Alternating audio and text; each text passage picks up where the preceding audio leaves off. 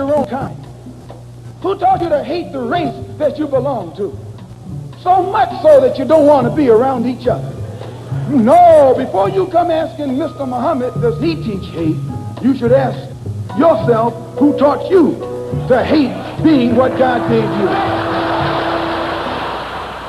Most of us blacks, or Negroes as he called us, really thought we were free without being aware that in our subconscious, all those chains we thought had been struck off were still there. And there were many ways where what really motivated us was our desire to be loved by the white man.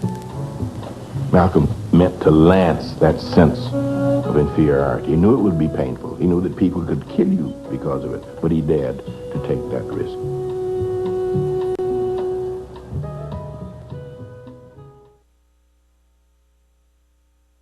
Welcome to the Gilchrist Experience. Today's guests, Aisha Shakur and Owen Rogers, who are en route, and of course co-host Graham Weatherspoon, who did a fantastic job last week on Graham Ramali Graham. Thank you. That was a fabulous show. We even had one of our premium producers, Nat Wood, come in and congratulate us on the good job that we did.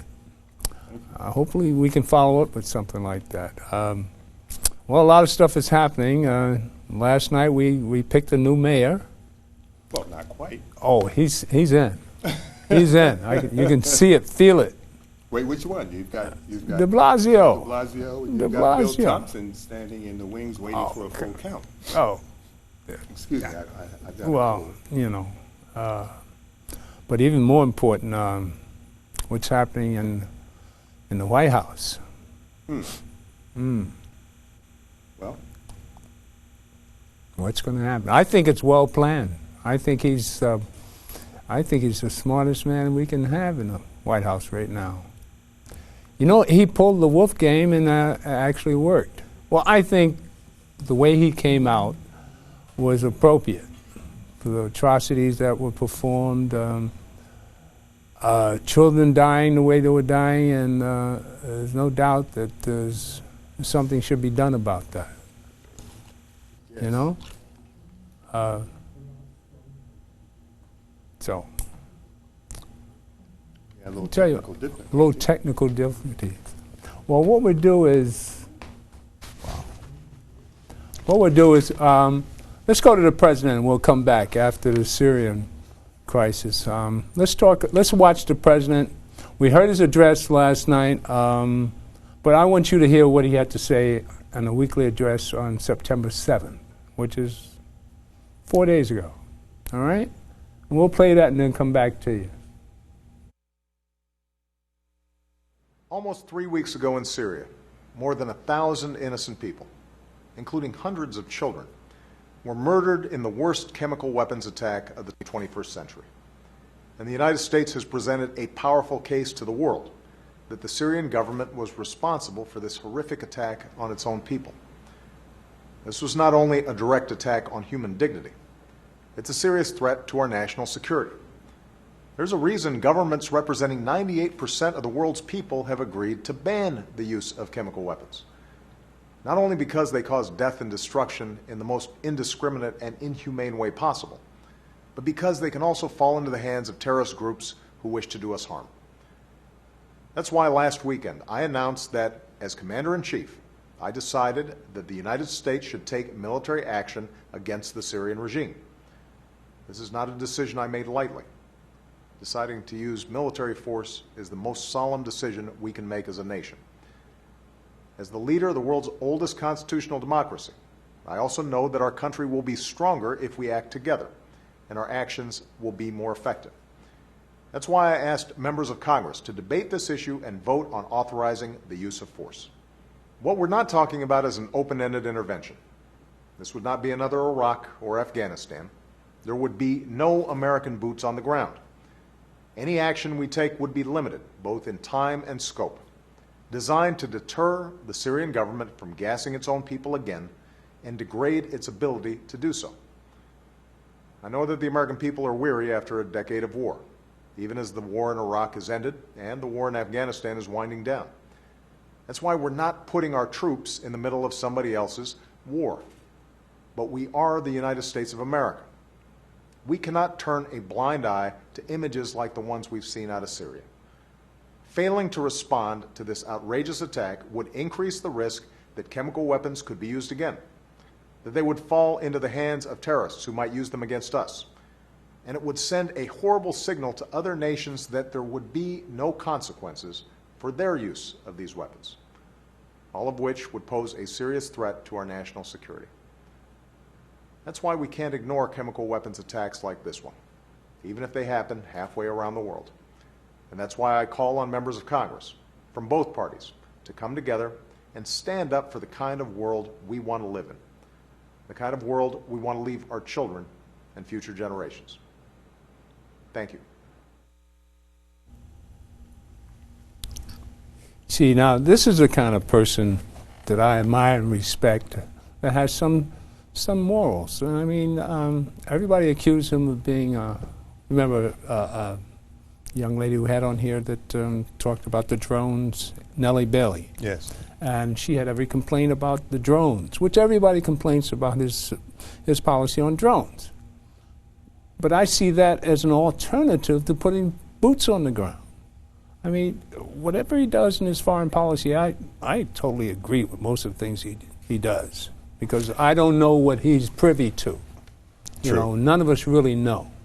But I trust him as a person, as a human being. Seeing these babies being slaughtered, that's upsetting to anybody. But why should we be concerned? There's Muslim killing Muslims.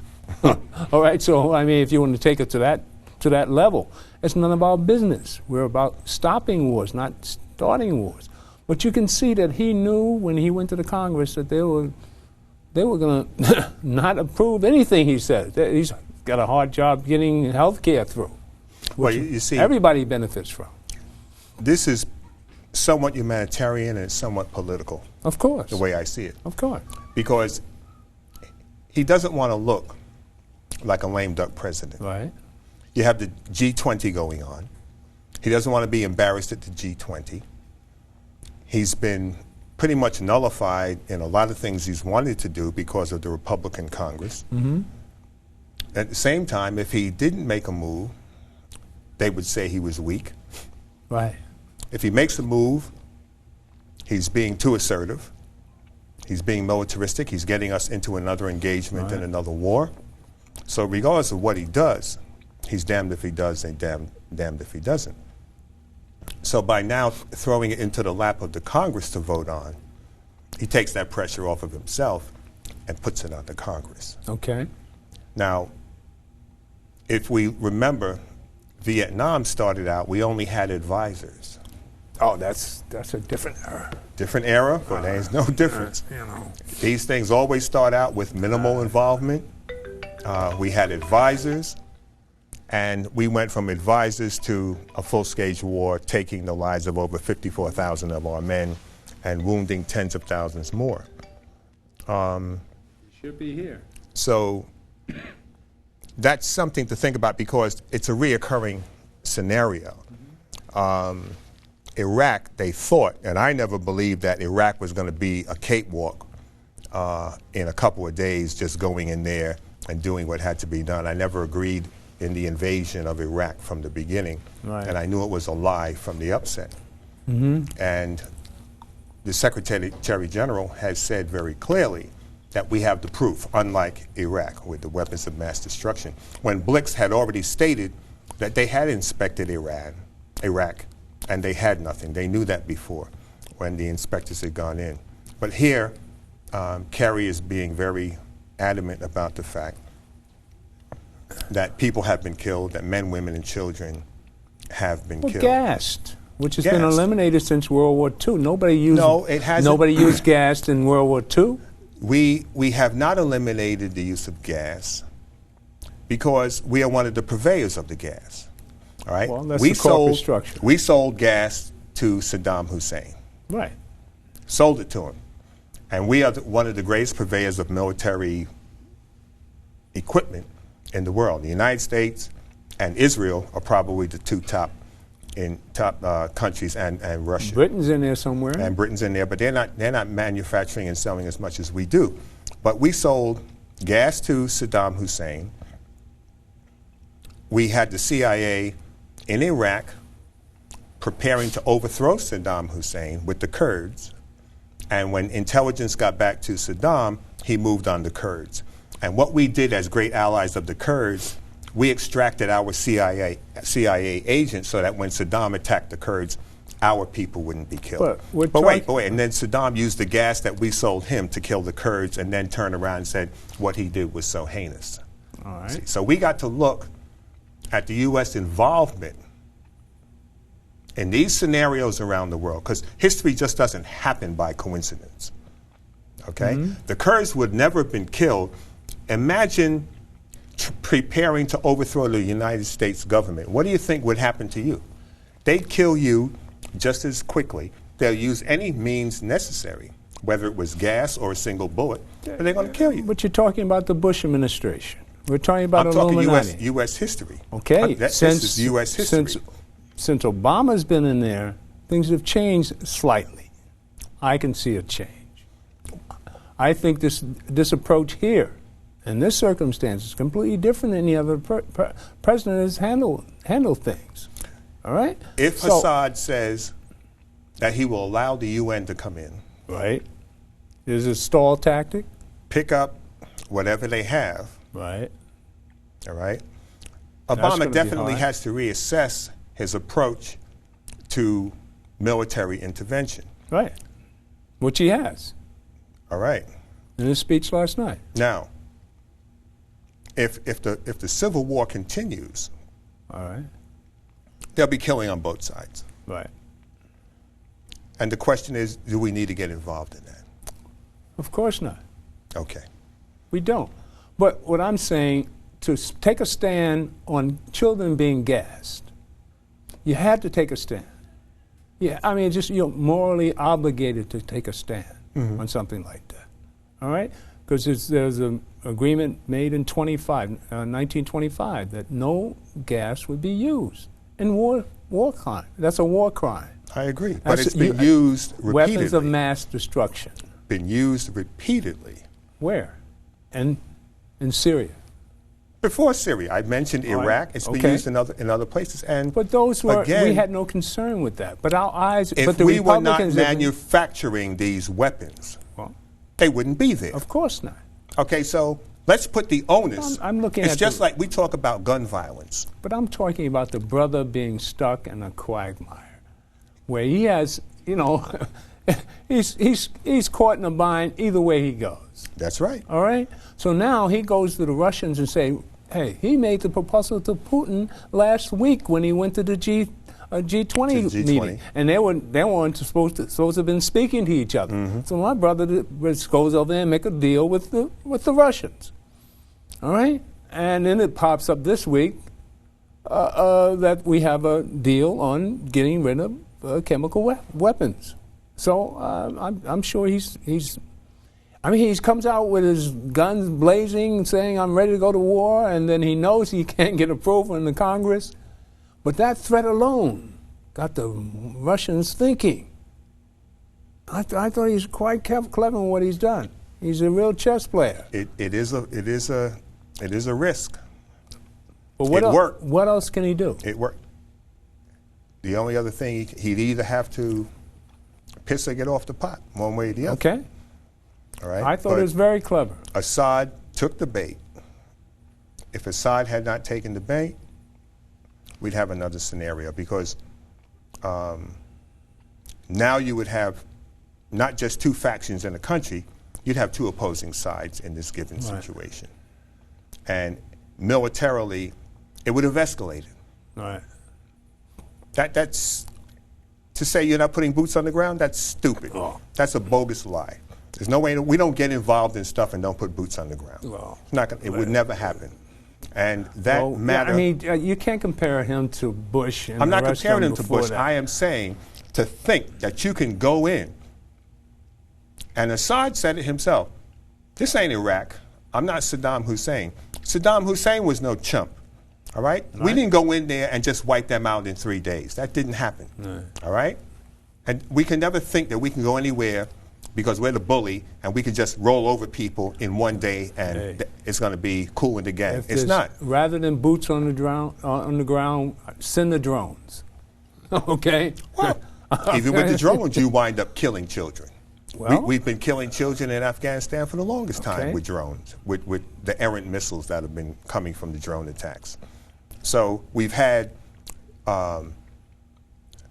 in Afghanistan, in Iraq, we've had the problem with the drone attacks. We don't want to put boots on the ground. We send in the drones, the missiles go, and children die. all right. So it's not gas, but they're still dead. All right. They're still dead. Well, you know, talking about this government and all the things that we do, today is September 11th. Now, here is the biggest farce on the planet. The truth about 9/11. Now, Graham and I were doing this program back then, and we exposed the truth. Just a couple of months ago, we did a special on 9/11, the truth about 9/11. Now, what really bothers me is watching these firemen run into that building. When I was in the service, I went to firefighting school, and I know what it's like to feel the heat and what sort of courage. I think you have to be half crazy to run into and fight a fire, really. But to think of these guys running up all those steps, and then the building being demolition. That was a demolition, no doubt about it. For this world to sit back and think that that was a terrorist attack and those planes brought those buildings down, I mean, what kind of farce are people living in? Steel can't be melted by jet fuel. Not at all. You know, it's agonizing to think that we sit around and moan our dead when the American government is an inside job. There's no doubts about it. Buildings don't fall within their frame, within their, what do they call it? All right. If you go on, and I haven't done it, but I'm sure you can go on YouTube. It's all over the place. And just type in building demolition. Right. That's what and I'm sure they have videos of buildings being demolished. All right. And you will see the jets coming out of the sides of the building as the buildings pancake down, because the buildings don't fall left or right. The detonation charges are set in there to bring the building straight down because they don't want to damage property surrounding the site. All right. So if you look at that, and then you go and look at the film footage of the World Trade Center, you'll see the same jets coming out as the charges are igniting, whereby the building pancakes and collapses. The time in which it took for that entire building to drop, it's impossible for that building to collapse with that speed unless there were detonation charges in there. All right. People are caught up in the emotion. They're always caught up in the emotion. And as a result, they cannot think clearly, they cannot critique, they cannot analyze. All right. It doesn't concern me that people tell me, oh, you're just this. It doesn't concern me when I knew about this event 2 years before it happened. So when it happened, I wasn't surprised. People need to understand what governments will and will not do. And you need to understand that governments plan ahead. History is planned. It just doesn't happen. It's planned. So nothing happens in a vacuum. Mm-hmm. If you want to talk about slavery in the United States, you have to discuss world history. Mm-hmm. Because slavery didn't happen by itself in the United States. It was a domino effect of world history whereby travelers coming out of Europe in 1452 traveled south into Africa. And then subsequent, Columbus gets lost and winds up in the Caribbean. And the Pope says it's okay to enslave these people if they don't convert to Christianity and if they're if they're non-Europeans. It's okay to enslave them. So slavery is not just an isolated incident. It had to do with the church. It had to do with the king and queen of Spain. It had to do with African emperors in Africa. And it's a transcontinental thing. And what happens in this given country... Tied up to 9/11. That's a new slavery of the mind. Right, because when you control the way people think, you can control their behavior. That's right. When you want to make changes, we enacted the Patriot Act. Right after that. And not one member of Congress read that act before they voted on it. All right, let's give you a little, you know how we have our roll-ins to prove our point. Let's roll one of the roll-ins from 9/11. I have several back there. Pick number 3, and we'll run that for 5 minutes, and we'll come back to you. All right? This is 9/11. Just, well, you saw it a couple of months ago, but again, the truth about 9/11. Video of the collapse, and they began to see more evidence that something else was going on, that the buildings had been taken down not by exploding planes, but by explosive charges planted in the building. In a professional demolition, you see what are called squibs, where the explosives occasionally vent their explosive force out the side of the building. And sure enough, when you look, you can see squibs going off all over. The specialized explosive used by professionals to demolish a steel frame is called thermate. It is placed in key locations and melts large steel joints in an instant, which is precisely what we see here. Look closely at this photograph. This is one of the box girders of the central core. Look at it. It's been clearly melted. Although jet fuel does not create anything near the heat necessary to melt steel, the physicists and engineers began to find evidence of large amounts of molten steel pouring out of the side of the building, pouring down into the basement, creating incredible temperatures, 1100 degrees at the top of the rubble pile 6 weeks later. Out still on the rubble, it's still, I believe, 1100 degrees. The guy's boots just melt within a few hours. And turning up months later as huge chunks of iron and concrete slag. And slowly, other information began to come out, information that proved dramatically and indisputably the true nature of the conspiracy behind this horrible crime. We learned that at 5 o'clock in the afternoon, Building 7, a 42-story glass and steel structure located across the street from the World Trade Center, collapsed. It was not hit by any planes at all. It appeared to have suffered only minor damage, but nevertheless it simply fell down in what is clearly and classically a controlled demolition. But you ain't heard nothing yet. Larry Silverstein, the leaseholder of the World Trade Center, accidentally told PBS that he had the building demolished. I remember getting a call from the fire department commander telling me that they were not sure they were going to be able to contain the fire. And I said, you know, we've had such terrible loss of life. Maybe the smartest thing to do is pull it.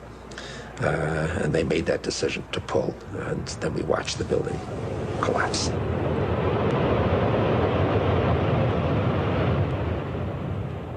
Outrageous. Simply outrageous. It takes months of preparation and planning to do a controlled demolition like this one. They had to have put these charges in place before September 11th. Larry Silverstein was kind enough to tell us that they demolished this building on September 11th. And they made that decision to pull, and then we watched the building. But who was they? And are we supposed to think that they didn't have explosive charges in place in the Twin Towers? Of course they did. Now, this video is called Justice for 9/11 because we want to see the guilty parties arrested and punished. Silverstein knows who they are. He tried to collect $7 billion from his insurance company for the attacks. He's in league with the killers. And now, you notice Silverstein, actually he bought the Twin Towers 6 months before this happened. And he insured it for $7 billion. Now you tell me that, can you imagine these firemen rushing into this building and being sacrificed? That was a human sacrifice, the firemen. Look at the firemen. These are our best. We have Collateral damage is a part Collateral damage. of Wow. government operations. $7 billion, right? For $7 billion, they do anything. When I was at City College studying military science, in preparing to do battle plans, officers have to calculate how many men they will lose in an operation. Somebody got to die in war, but how many lives can we sacrifice in order to call it a victory? Governments have agendas which are not known until the people until further down the line. The 260 some odd people in Oklahoma City, a small sacrifice. The 2,700 people, World Trade Center. 2,700, was it? Small sacrifice, 2,800. When you don't understand how governments work and the agendas and the reasoning behind what they do, right? You had to be prepared mentally, psychologically for this age of terrorism. In order to get you to go along, in order to get the public to go along with an invasion of Iraq, which was uncalled for, the invasion of a country which had nothing to do with anything that was going on there. We're stealing their oil, still today. We decimated, and understand, Iraq is ancient Babylon. This is a country that's been around for a nation that's been around for more than 5,000, 6,000 years. Well, let's go back to Silverstein. Fill in the missing links to update it to 9/11, and Silverstein buying the properties 6 months before this happened. It was funny. I had a What photograph. group is he part of? See, Where's I had he a photograph where's he of come from? Silverstein, Giuliani, and Governor Pataki? Pataki, yeah.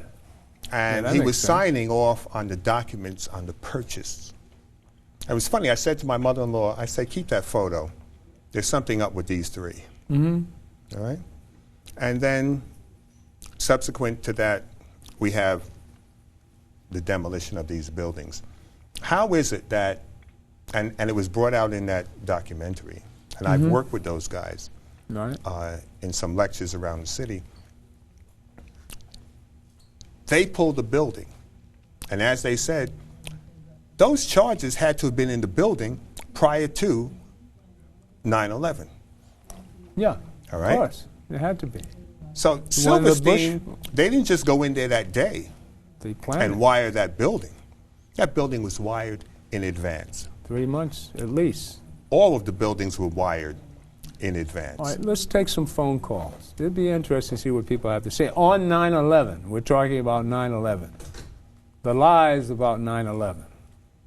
We expose it right here. Hello? Hello? Yes. Speak up. Hello? Speak up. Hello? Speak up, please. Yes. What is the difference between children being killed by drone and children being killed by gas? Well, that was the point I was making before. There is no difference. What's the None difference? whatsoever. A dead child is a dead child. Well, I'll give you the difference. When they poison the air, I mean, everybody goes. I mean, this is an international law. I mean, you don't take the air out of the, you eliminate the air. That's the difference. Drone is a machine. When you're dropping bombs out the air. The end result is the same. People are still dead. You ask for the difference. It's indiscriminate. Right. The end result is the same. But so it's why indiscriminate. Isn't Obama a war criminal? And your point being? He said they're war criminals. All right. Anything about that 9/11? Obama is a war criminal. He's a warmonger and a war criminal. And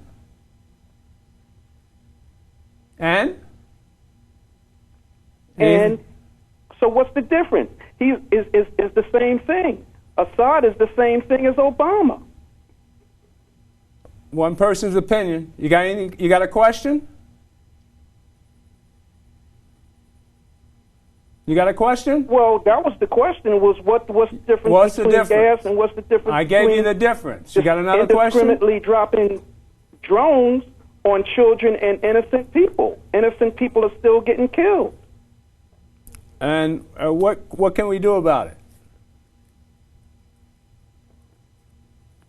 Are you doing something about it? Well, no, it's the hypocrisy of Obama talking about he's disappointed with Assad when he's doing the same thing. Well, I don't agree with you. You got do. another caller? I do, because You agree that Obama's a war criminal? you are, first of all, we had no business in Afghanistan. We had no business in Iraq. None whatsoever. That's all about money. That's Bush. It's all about it's a continuation. It's a continuation of Bush. What was he supposed to do? Okay. He's the So- president of the United States. He's in a position where he has to abide by the rules and regulations of No, the he's United the States. commander-in-chief of the United States That's military. And he could pull the plug on anything at any No, given he time. can't. You kidding? All right? Or Yes, should. they'll blow his brains Or out. should. He should. All right? And he wouldn't have gotten the in use the of the second drones term. is a continuation of the attacks on innocent people. We can all Okay? argue about the And drone. you can't justify and say that the life of an American is more valuable than the life of an Afghan. That's as stupid as saying the life of a cop is more valuable than the life of a civilian. Because everybody's life, it has value, and nobody's life has any more value than the next. And I agree with him. There is no difference between I'm not gonna cry about using it. gas and dropping drones. I'll cry the end more result is the about same. a kid getting shot in Brooklyn than something happened in Afghanistan. Well, I believe in taking care of home. That's a sick mentality. Well, no, it's not Because sick. a human life is I a don't- human life. Oh, I can't care about everything that happens in Afghanistan. Well, you ought to. That's one of the No, things I that care Martin about Luther what King was happens talking in about. He said America. injustice anywhere is injustice everywhere. Well, that's in America. No, it's not America. America's not the world. Well, And this is not, America doesn't run the world. And America will not be around for the duration of the world. next caller. Hello. Yes. How are you doing? Yes. First of all, the operative word that the Barack Obama is the president of the States of America, not the president of the world. What he should be concentrating on 15 million children that are homeless here in America. How about that? How about the fact he needs to talk about this Gestapo law enforcement agency that's killing unarmed black men and Hispanic men indiscriminately in the streets of America? How about talking about that issue? Or how about you taking care of all the issues that we're being plagued with when you have certain men in this country running roughshod over the economy and everything else and bringing in what we call a new world order and a terrorist attack right here in America? And talking about using chemical weapons, look at the fact they use chemical weapons in Puerto Rico. That's the United States of America. Look at who used chemical weapons in Iraq, Afghanistan. Come on, man. The hypocrisy is ridiculous. And what Barack Obama, I'm disappointed because you know what? He's too smart to be stupid. All right? And for him to continue with his cousins, Bush and Cheney, and Kerry started is absolutely ridiculous. With that, take care of yourselves. Next caller, please. Next caller. Hello? We got a sounding board going here today. Can you hear me? I said, yeah, sound off. Okay. I'm sorry. My name is Shalimar Kadar. I just wanted to say I listened to the president's speech last night, and what I noticed something he didn't talk about. He didn't talk about all the gas weapons or chemical weapons that Israel had. Oh, He yeah. also didn't say anything about Vietnam, how we use Agent Orange on the Vietnamese. Right. And to the dark-skinned brother on the show, you need to get your own show, man. You're a beautiful brother. You're very intelligent. You need to do your thing so you can be heard more. Peace to you. All right, Well, he has his own show. in Iraq, let's remember that we were using weapons of mass destruction because we dropped radioactive material all across Iraq going back to Desert Storm. We did it. All right? So we can't tell anybody about what they can and cannot and should not be doing when we were poisoning and did poison and killed off hundreds of thousands of Iraqi children by contaminating their water supply with radioactive material. Not only that, our own GIs were affected by the radiation because the guys in the artillery units have come back with radiation poisoning. And their wives have gotten sick. And their children have died because of what we had in those tanks and in those shells, using depleted radiation. We can't tell anybody about what they can do about gas or anything. And he's right. Israel, they get a lot of their stuff from us, all right? And they use it with will. Israel has sanctions against her that have never been enforced, sanctions by the UN, and none of them have ever been enforced.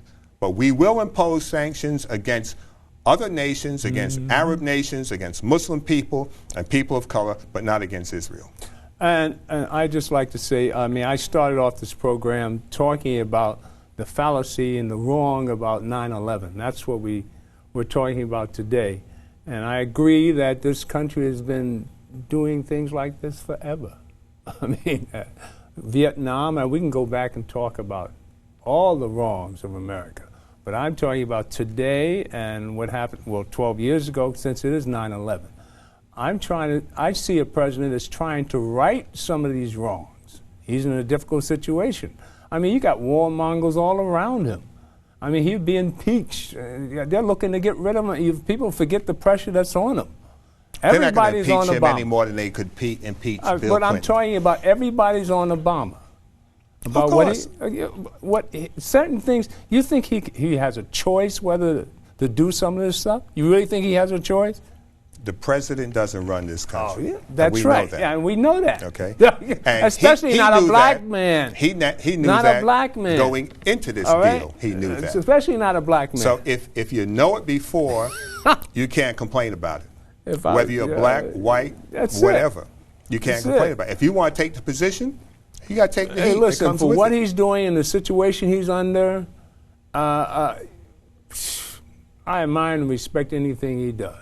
The guy's not he's not absolute. He's not correct all the time. He proved himself to be flaky when he was running for president. When he turned his back on his own pastor.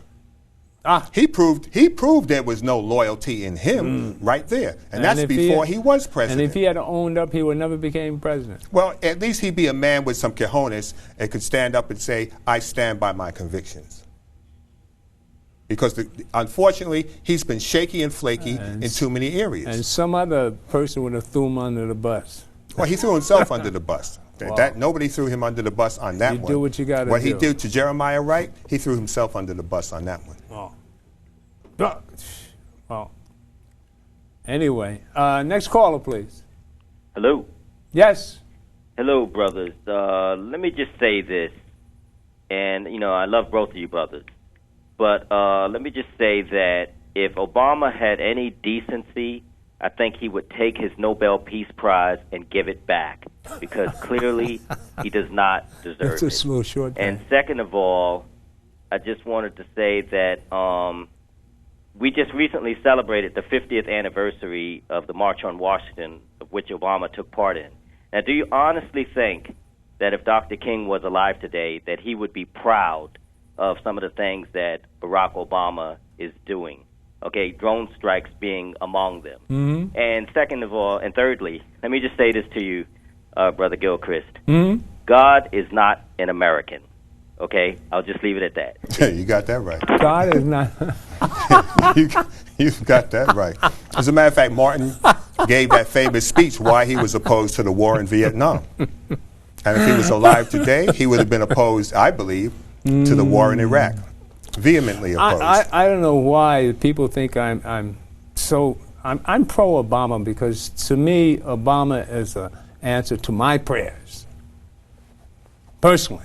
I mean, I see him as I see him as a relief. I see it differently. I see he's doing what he's got to do.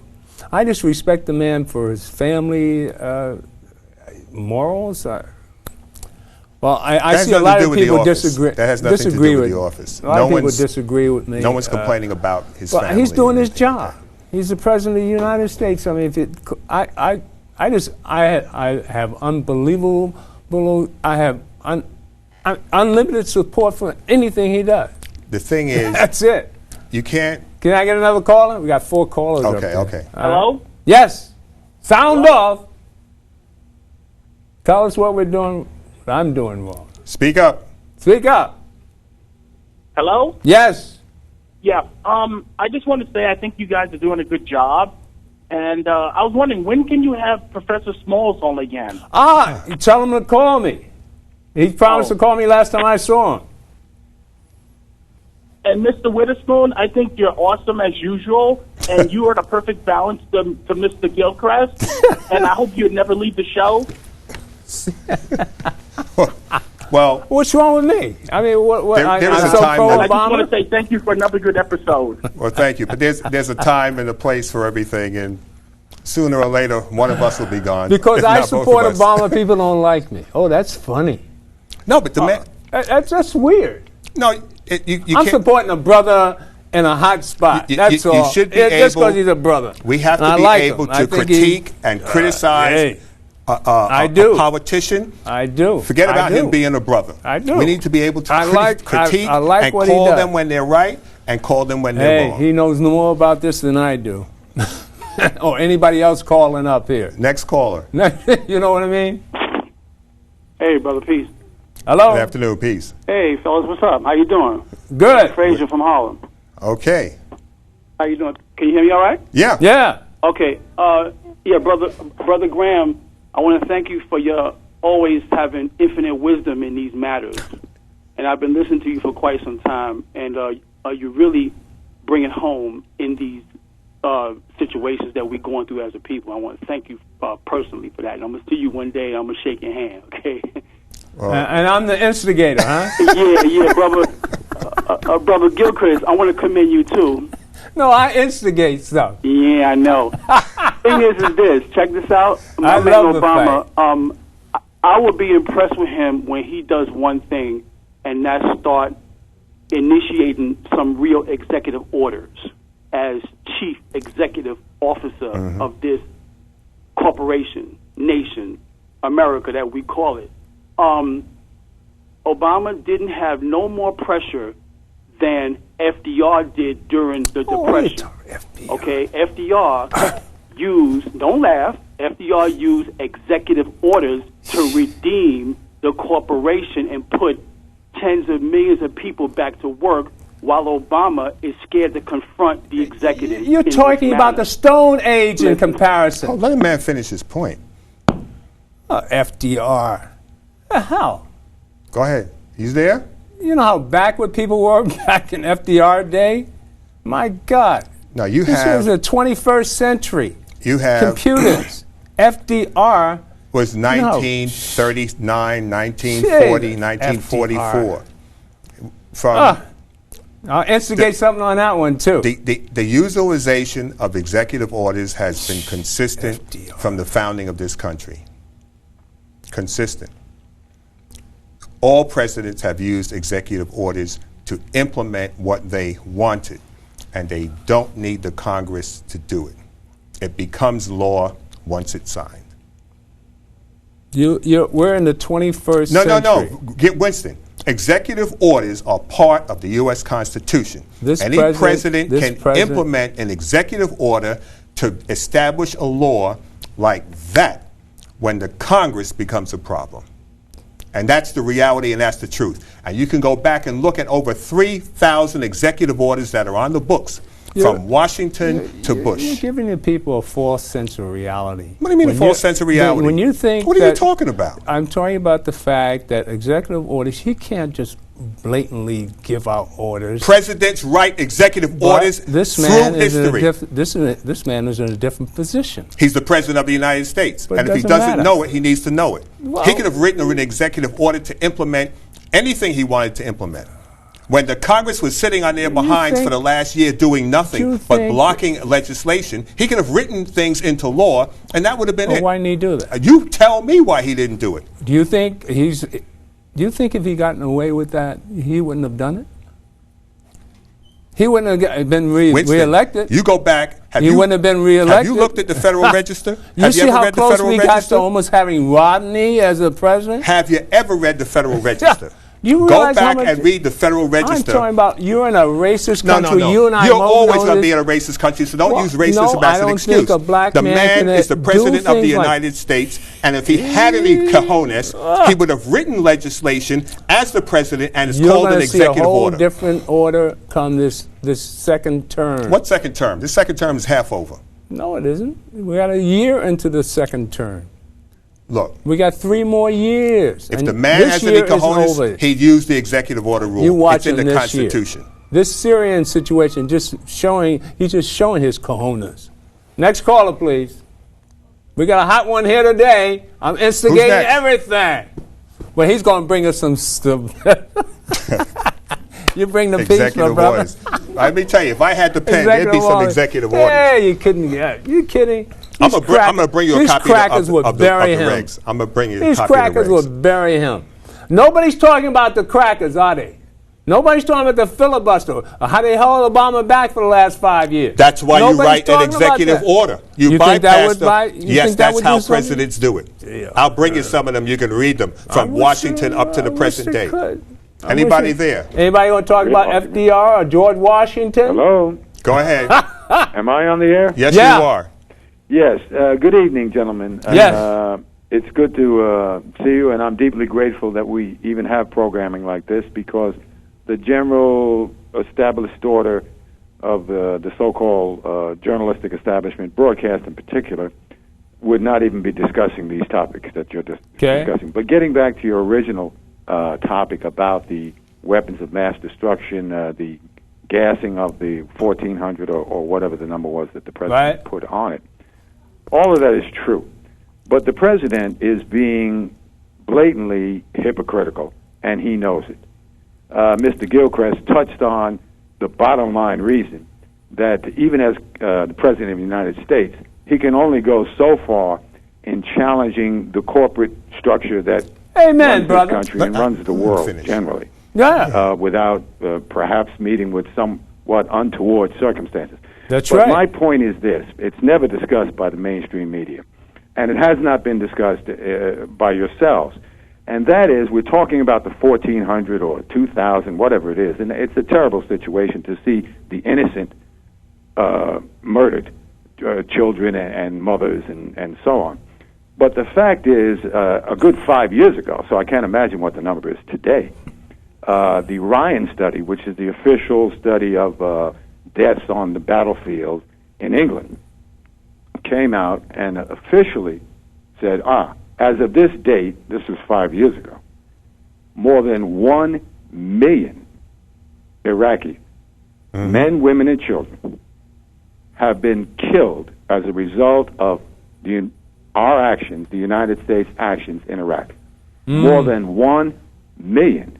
Understanding that Iraq's population is some 60 to 65% children 14 years old and younger.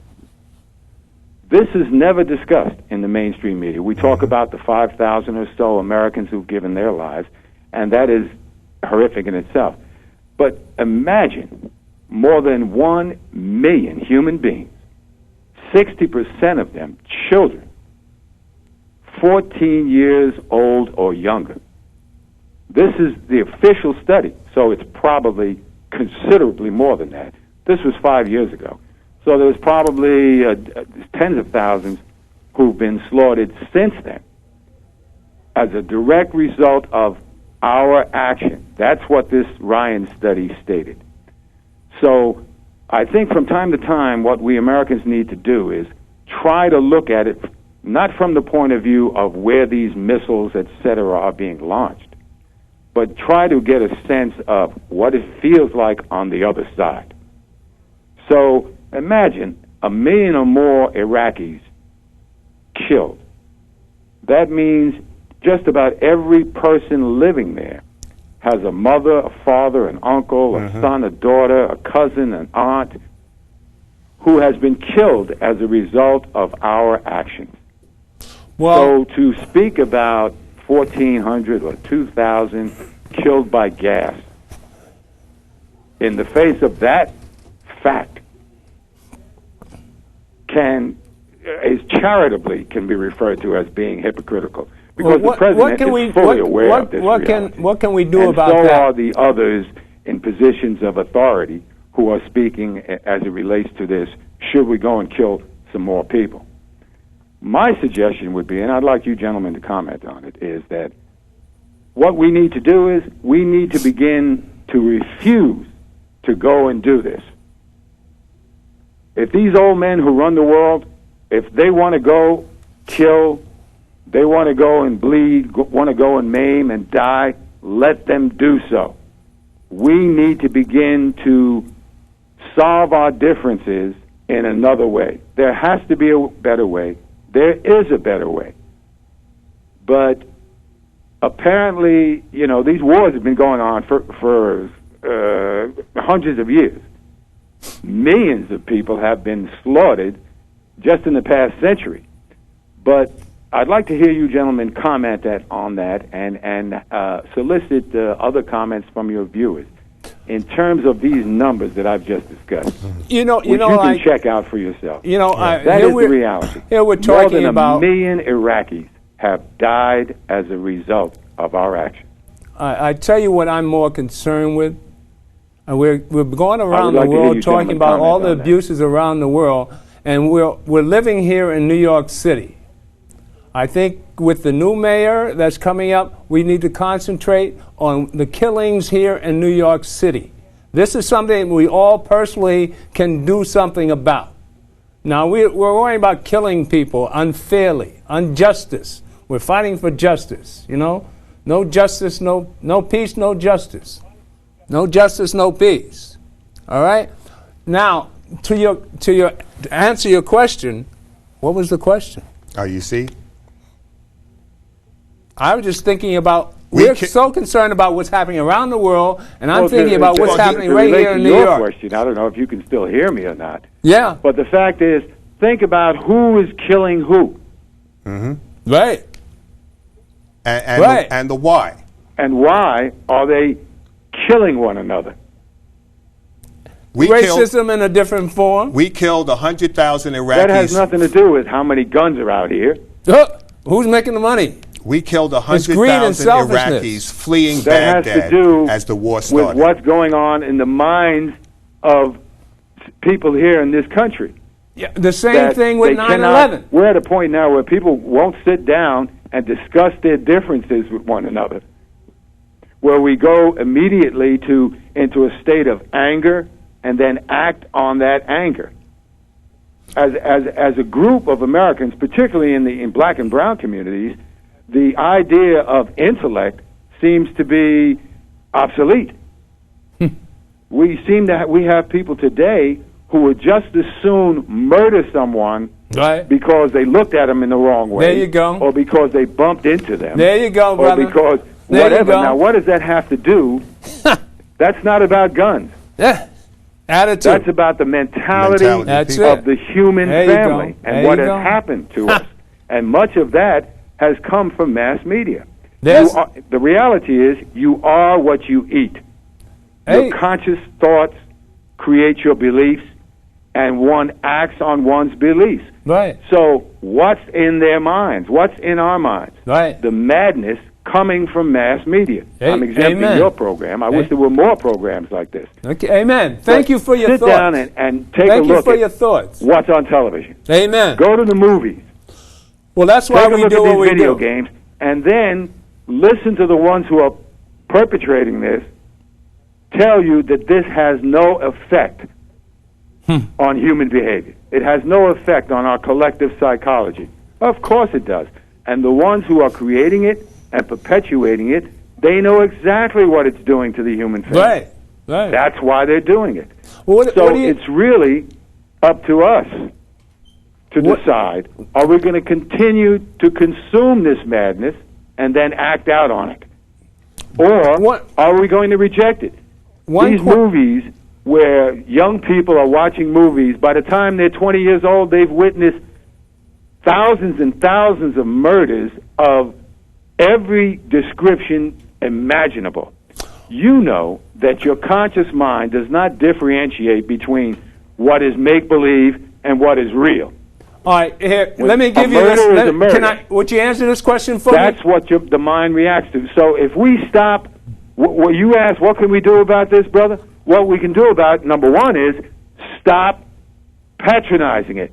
These movies, full of madness, go to the theater. They're full of human beings downloading this madness into their minds. You know, stop going to it. Stop watching these mindless television shows. You know, stop.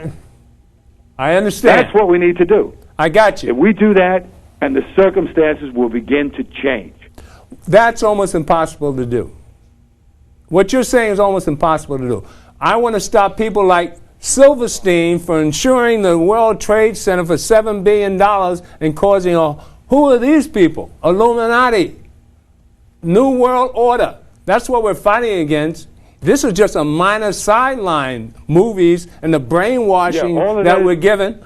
All right? Let me hear you out. We only got a minute left. A minute? 2 minutes. All right? So, you know, well put. What you said is well put. We might have you on the program. Call back and leave your number. We'll have you on. But these are the thoughts that we're talking about. We're talking about what television does to you. When after World War II, all the movies. But ultimately, we make our own choices. Oh, of course. Let me get to that. After World War II, all the movies were about the GIs and the Nazis. And then we went into the Korean War. After the Korean War, we went into Vietnam. Then we had the Dirty Dozen and the Green Beret movies and all that stuff. So there's always a new enemy. Then it was the Russians. Okay? Now you see movies and they're about Middle Eastern people and terrorists perpetuating the lies and the myths. When I was in the 60s... Look at 9/11. This is what we're talking about. I signed a contract with the Army in 1968. Well, that's how the human family is controlled. How come you didn't want to talk about 9/11? I signed a contract in 68. In 69, I told the military I would not serve. I chose not to serve. I told them I wasn't leaving the country. I was willing to go to prison, but I would not serve. My best friend went RA and was writing me from Nam, filling me in on what was happening. 30 seconds. So we have 30 seconds. 30 seconds. If we refuse to serve, there's nothing they can do. They can't launch an army without the people.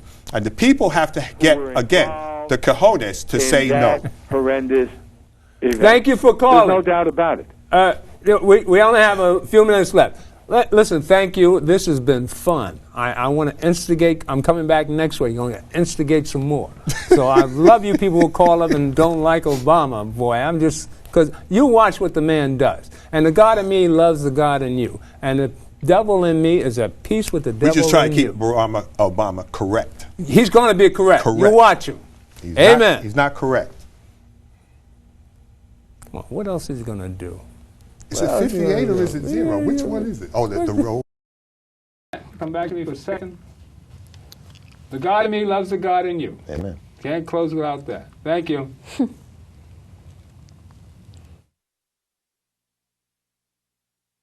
Said to be or not to be. He was in doubt about something. Whether it was nobler in the mind of man to suffer the slings and arrows of outrageous fortune, moderation, or to take up arms against the sea of troubles and by opposing, end them. And I go for that. If you take up arms, you'll end it. But if you sit around and wait for the one who's in power to make up his mind that he should end it, you'll be waiting a long time.